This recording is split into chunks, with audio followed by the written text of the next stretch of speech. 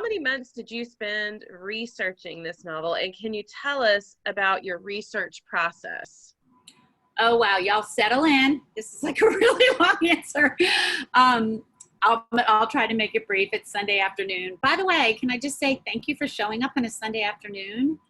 Aren't y'all so tired of meeting on like the Brady Bunch squares instead of in person? I would love to be sitting at the library with y'all. So it was a couple years worth of research. I always say it was a couple years versus a research and my whole life, because I've been reading Lewis all of my life. So I knew enough about him to get started. I didn't have to start from scratch. Otherwise, I'd still be doing research because his life is so, scholars spend their whole lives studying C.S. Lewis. So, I wasn't trying to cover his whole life. For me, she was the main thing. So it was a few years of reading and research, and my research was done in layers. It was done first by reading her work.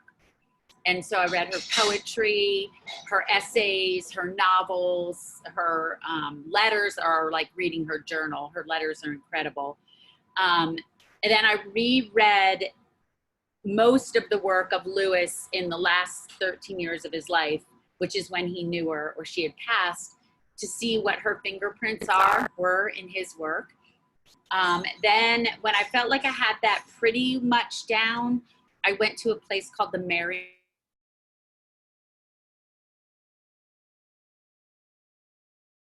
And the Wade Center holds all the important papers of the 7 most important British authors of that time. So they have Tolkien, they have G.K. Chesterton, they have George MacDonald, they have Dorothy Sayers, they have Charles Williams, and of course they have Lewis. And because they have Lewis's papers, they have Joy's papers. So I went and sat in their research library and drove the research librarian crazy, and now we're really good friends, about every last dot of things I could find about Joy that was unpublished, because I had already read everything that was published. So she would bring me out box after box of her handwritten notes, the oral biographies from her son. And then when I was finished with that, and I had a rough draft, I organized a trip to London and Oxford. And the reason that I waited till the very end to do that was multifold. One, I wasn't positive what I was going to do with this story. I wasn't exactly sure if I was even going to show it to anyone. I wrote this book in secret. And I also wasn't positive I wanted it to be a novel. I wasn't sure whether I wanted it to be an article. So I waited till the novel was done. I had the rough draft, and I organized a trip called In the Steps of Joy. And I went everywhere in London and Oxford that you read about in the book. So there's nowhere that you read about that I didn't visit except for Edinburgh, Scotland, and her house in upstate New York. So everywhere you read about, I visited, pretending I was her. What would it feel like? And lucky for us, London and Oxford just aren't that different than they were in 1950. London's a little, the most different, because in 1950 it still had bombed out spaces from the war.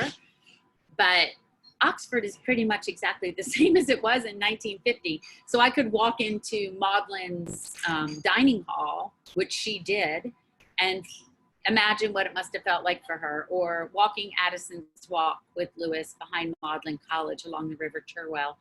It's just not that different. So I tried to infuse, and I hope it worked, I tried to infuse the novel at that point with what it felt like to be in those places as her. And then the last and final thing I did was, through a crazy set of amazing and synchronistic and serendipitous circumstances, I met her son before the book was published.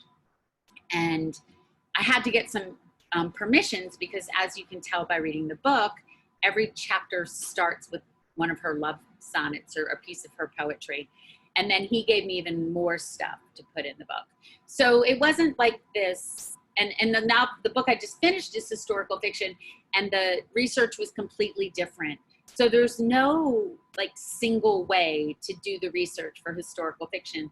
And for Joy, because it was about a person and not an event, it was done in layers. Like, first read her work, get the cadence of her voice, understand what she thought, understand what she wanted.